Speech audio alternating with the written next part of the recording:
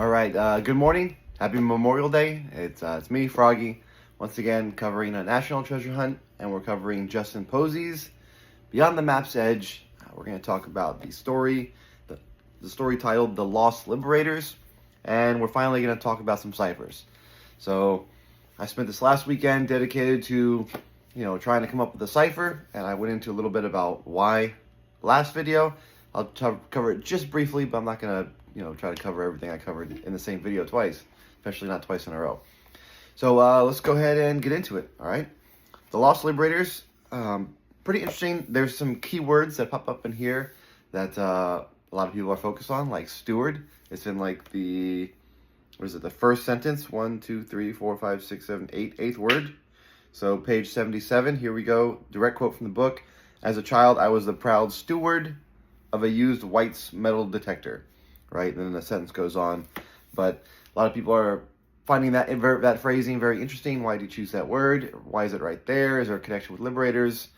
For me, not that it's red herring. I just think it's a rabbit hole, better left, maybe lower on the list of priorities to explore, simply because finding a lot of people try to backdoor, and again, I understand it. I'm trying in my own way to, I guess, backdoor the hunt or take shortcuts. This is just one that's not really appealing for me to go down, so I don't have much information on it. But there are people that are trying to figure out who the steward is, even though Justin kind of alludes not to. But anyway, so that's a very interesting way to start. Very interesting word to use in the first sentence of the story, and I just want to bring it up in case you hadn't noticed it. A lot of people are noticing it. All right. I do like the very opening. The very opening describes Justin having a metal detector and finding two 50 caliber bullets. If you ever held a 50 cal, it's pretty large. Well, I mean the system itself, but also the bullet, the shell casing, and everything. And so there's a nice little scene where he describes his father, who always had like a quip for everything, right? A man who had a witty comeback for everything was speechless because he shows his dad his cool find. So I imagine as a child, that looking for treasure, it's very fulfilling or satisfying to find something that your dad's like, oh wow, and he even holds a place on like his little trophy shelf above his bed. From there, we go into computers. I guess would be the larger thing. This story is also very key for a lot of people who are looking for codes embedded in the websites, or looking for errors, not errors, but clues or hints in the coding. And what did Justin say his exact words? Oh, that's interesting, or I don't think you'd find anything there. Or when asked by Mike and Capro about finding codes or clues hidden in the coding for the website. And so people are kind of looking into that because Justin himself mentions, let's see, I discovered, direct quote from the book, page 79, I discovered you could peer beneath the surface of any program by exploring directories, right? Tweaking configuration files, sometimes breaking things in enlightening ways. So he goes about describing, I guess, how he kind of found some backdoors or found some interesting elements of software. I'm more focused on page 78, which does not have a page number because the bottom is covered by a photo, right? Which that's not unusual. Looking back through the book, whenever there's a picture in the bottom corner, that happens, right? So page 118 and 125, it's also the same, so that's not too unusual. But we're looking at direct quote here. While other kids were mastering Super Mario, right, a video game, I was navigating the surreal landscapes of Myst.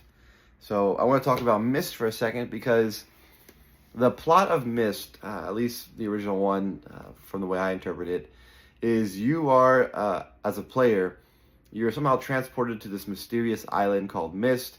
You have to do a bunch of puzzles, which I think when I first discovered Myst, how old was I? Middle school, late elementary school, and it was like really complicated for me. I never beat the game, fully honest. I got distracted with other things, and there wasn't like internet walkthroughs that you could just Google at this time, or if they were, I didn't have access to the internet to use them, right?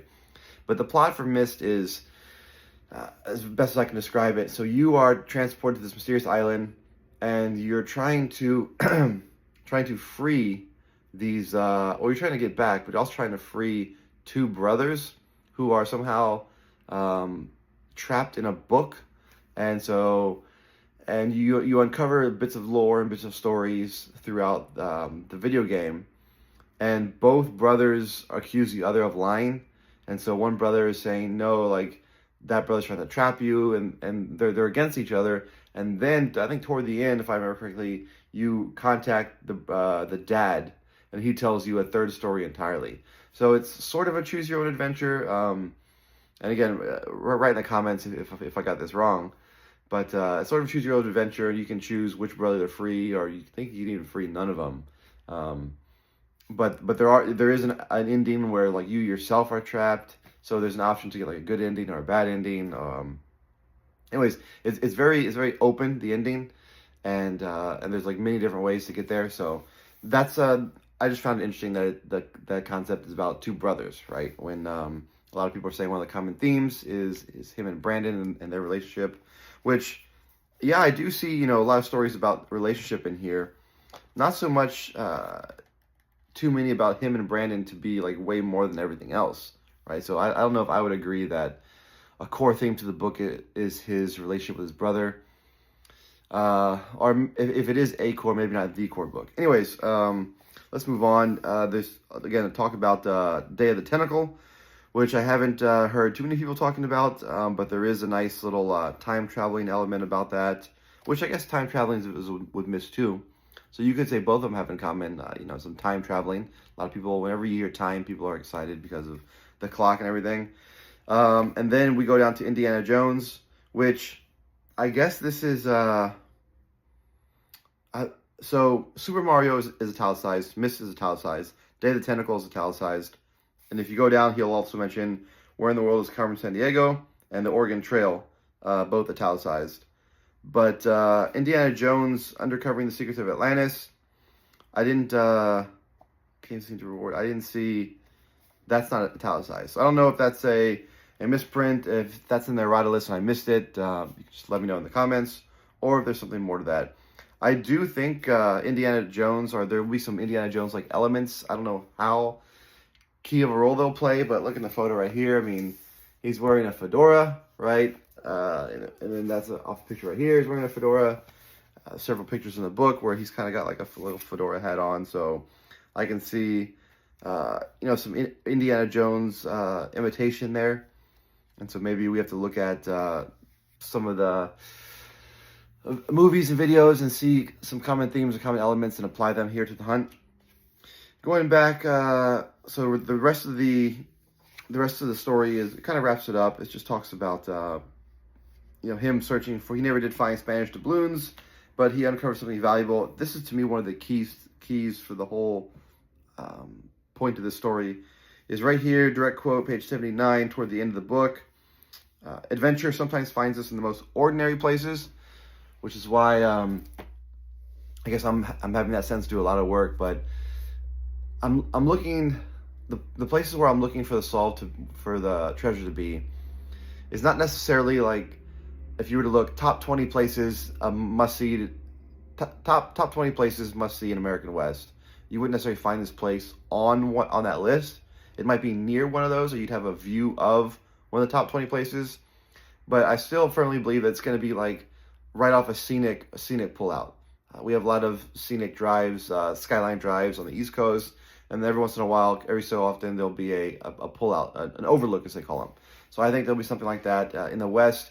A road that's maybe not known for its views, but there are views available from that road, and there'll be a little sign, hey, overlook or pull out or monument to something over here. You pull out, and that's kind of the view or the setting, I think, of this treasure. Another direct quote. This is, again, the last sentence. These bullets, now forever transformed from mysterious objects into historical artifacts, remind me that the stories surround us everywhere. Remind me that stories surround us everywhere, and sometimes the most remarkable discoveries come when we're looking for something else entirely. That sticks out at me. I'm not sure why. I don't know if I fully digest that one sentence. That okay, we're looking for this $1 million, well into six figures or seven-figure box, and we're looking for the location, which would be a remarkable discovery to me. We're looking for the location of the box, but we'll come across it when we're looking for something else entirely. So I don't know if that's a tongue-in-cheek comment to what you'll look for you already know, meaning that somewhere early on in the poem you found something and you're going to circle back to it, or the last place is going to be similar, to share a name or share a same kind of geographic viewpoint as placed earlier on. I don't know. I'm rambling a little bit there. But the main, I guess, the main point of the story was because the title is The Lost Liberators, which, if you look by content, I don't know if the story of the Lost Liberators occupies much space. And what I mean by that is, okay, 1, 2, 3, 4. So 4 paragraphs early on talking about finding the bullets with the metal detector. And then 1, 2, 3, okay, then three about the computers, and then we finish up with 2 more back to the Liberator. So I guess, okay, yeah, I guess it does occupy the majority of the content for this chapter. But the main point is that the bullets he found later, many years later, he finds out that there was a collision, a midair collision between 2 pilots, and he does mention the cause of the collision, right? Which you can Wikipedia, and I just found the same thing. I think the official military response was a pilot error, and that they erred the time when they flew. So, which is interesting to me that the military said that they blame kind of the time they chose for takeoff, that the rising sun is what set them off. So Justin says, a pilot blinded by the glare of the same desert sun that beaten down on me during my treasure hunting expedition. So he's doing a little tie-in between the sun affecting the pilots and the sun affecting him. But the official military response is that, and you can look this up, is that the rising sun over, I guess, a mountain range, the rising sun blinded the pilots. So just a little bit interesting there. I don't know if I found anything major off of that. The things for me to focus on were the theme of Myst. Maybe if you want to look at some of the puzzles that are in Myst and how they apply to the book, maybe you can find something there. And the overall theme of the brothers in Myst, kind of adversarial at times, which we just came on the heels of an adversarial brother story. So now we go into a video game where there's adversarial brothers. And then I don't get too, maybe because I'm not a computer guy, I don't get too much out of the computer part other than it was foundational for him and he got into it at an early age. I don't know if we necessarily need to be exploring directories or tweaking configuration files. I mean, some people are, I know they are, and they found some interesting things, so we'll just leave it at that. All right, that's what I got for this story. Again, we're not doing deep dives because I don't think that's how we're gonna solve the treasure's location. We're kind of looking for themes. We're looking for winks, nudges, head guides in the book to tell us where to kind of look in the poem. With that being said, that's the reason why this past weekend I focused on the Cipher, because I believe that I've had enough head nods, head movements, look here by Justin to figure out an area of where to look for the Cipher. So I looked for, again, last video I explained a little bit more about this, but we're looking at, in the poem, we're looking for the Cipher, and we're making use of the very early stanza, the early lines from the poem, talking about wisdom, right? So we're looking for wisdom, waits in shadowed sights. It's a little bit hidden, and we're looking for those who read these words just right. Another way to, and I haven't heard this before either, I'm sure I'm not the only one to think about this though, but shadowed sight, if you're looking for words that are in shadowed sight, would be words that are directly under another words. Another way you could say it is paired words. So that's kind of lead me to go down this whole paired theme. So one of the first ciphers I explored, and I had never heard about this before.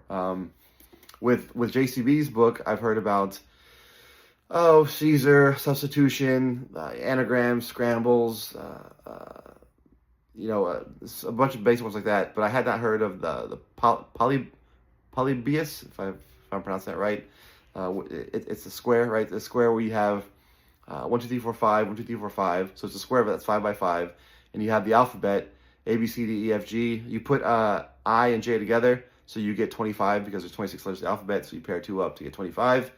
And then you'll have designations for a letter. So A would be 1, 1 or 11, right? If you saw the number 35, it would be A, B, C, D, A, B, C, 35. So that's 3. And then 5 would go down. And I don't have the list memorized, but you would just go down from C and see what the letter is in that 5th column.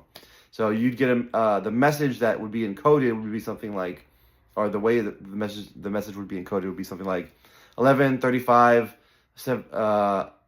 24, all numbers lower than 55, right?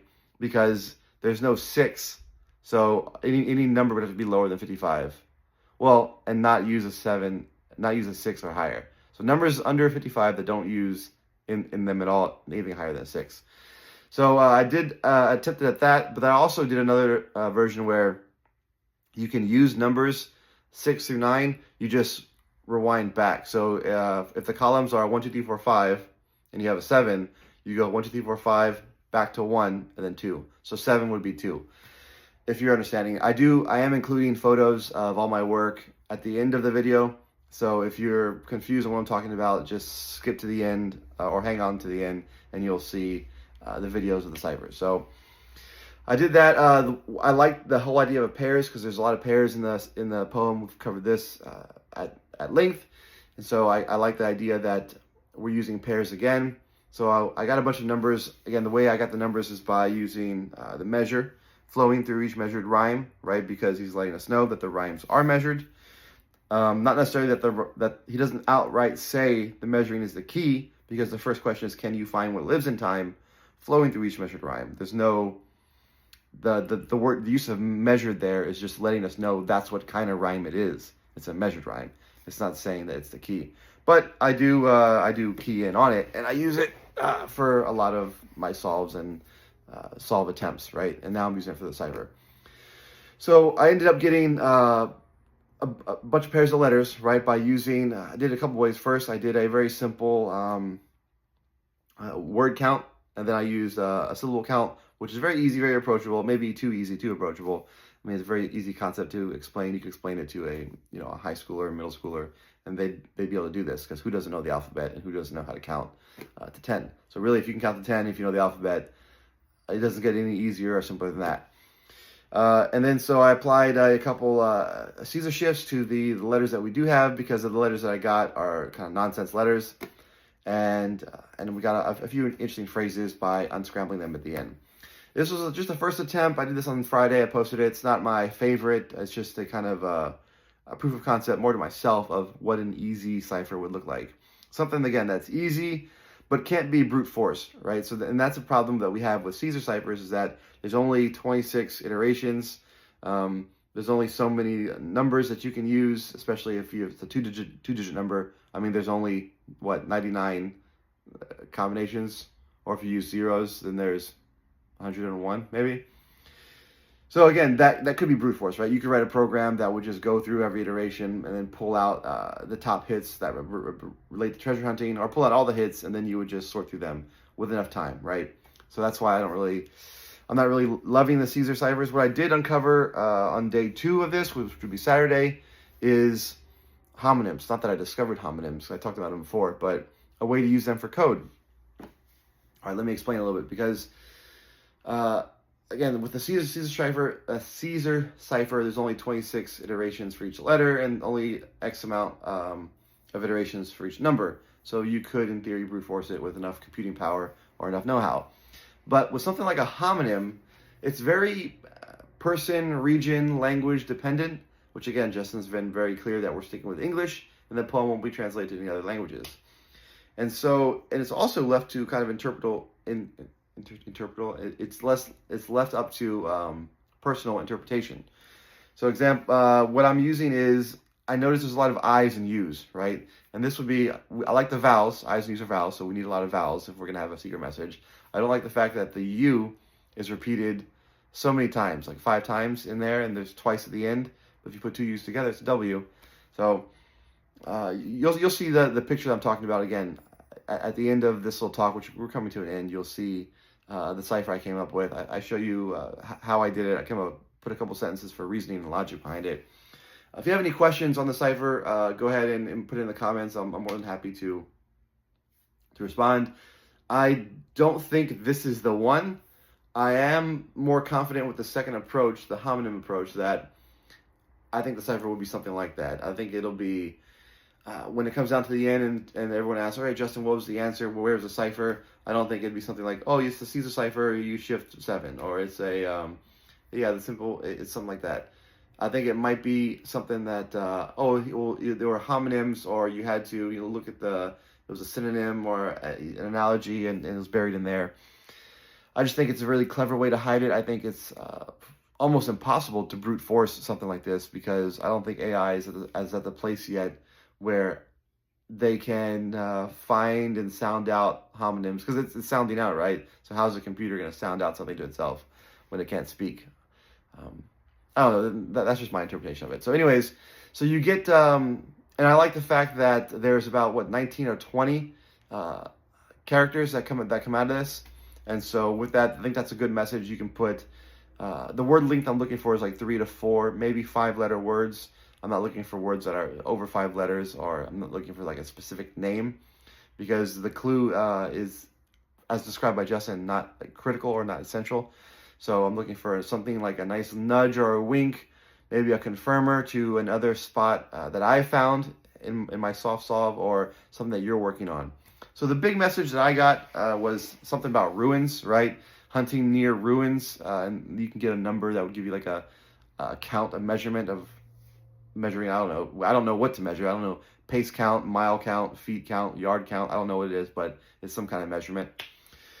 And so again, I like the concept of the message being something to do with a ruin, because that's not as obvious. If you told the computer to search for ruins, it wouldn't really help you that much, because I don't think the treasure is hid at a historical ruin site, right? Because a lot of those are protected and watched and guarded.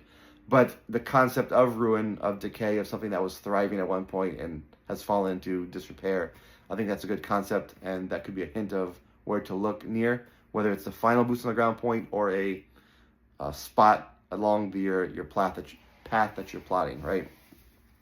So I feel like I rambled just a little bit, not as sharp and as focused this morning, and my apologies on that, but I've tried my best to communicate the work I've done this weekend on the cipher, because I want you to have it. I'm putting it out there. I want you to, not so much that, hey, this is the cipher, but I think that this path or this location for the cipher is profitable and helpful to you, right? So fool around with homonyms, see which letters and words in the poem, like, one of my weaker ones is the word each, E-A-C-H, right? Because the Europeans or Brits, I think they sometimes say H is H. I don't know if you can hear that. H with like a solid H in front, like if you were to spell it out, H-A-Y, like hay, horses eat hay, H, C-H at the end. So each, H can kind of sound similar. The word secrets as a homophone. Sorry, have I been saying homonym this whole time? Homophone, I hope not. It's embarrassing. I'm not going to edit it though. As a homophone, so secrets and the C, as far as seek and see. There's also a double arcs. So double arcs could be 2 R's. Double arcs could be a W, because it's literally arc. Or double arcs could be an M. So you can fool around with it and find what letters you think are homophones in the poem, and then assemble them together. And you're probably going to get a 3 to 4 word message, maybe even 5 words, depending on how many homophones you find. And I haven't used numbers, so I just haven't figured out a way to, if I want to even use those in there. So I don't know. That's it. That's the cipher. So I mean, as this video ends, you'll see 2 possible ciphers that I put up, 2 different styles. Again, the first one is mainly uses a Caesar, and I'm not a fan of that one. I am a huge fan of the homophone. I think it'd be really hard to brute force, because you're asking the AI to really think esoterically and think about things in a different way. So I think it would have trouble with that. So I like the fact that that's an easy way to hide it. All right, we're coming to an end here. I think I'm gonna end the video. Happy Memorial Day. I'm posting this today. This is shot early morning Memorial Day. So happy Memorial Day to everyone out there, to all the veterans. Again, anyone who's a spouse of a veteran, anyone who's lost, has a family member who served, especially if you've experienced loss with that family member, whether in the line of duty, I guess, or outside. But yeah, so that's it. Thanks for watching, you guys. I'll probably do a live tomorrow, and I'll be open to answering some more questions about the Cipher. I'm sure there's going to be tons of questions. A lot of people are asking about the Cipher, and I know there's been a big focus on it. And I will do some more videos on JCBs, especially the AT box, because I do believe that that's going to be the first one found. And I finally got a chance to go to Vermont, or I have a chance on my schedule to go to Vermont. So I'm going, I think next weekend, like 90% sure next weekend I'm going to Vermont. So we'll have some footage for you guys. We'll have some, for anyone who's watching who does JCB. And we'll have, hopefully, some good stuff. Maybe even a box. Fingers crossed. All right, guys. Take care. Bye. Now listen, all you treasure hunters, searching all around for plunder. Do you need some help to be your best? There's something that you're trying to find, but you're about to lose your mind. So come on, listen in to Estes Quest. Estes Quest, the show where he'll be sharing clues. Estes Quest.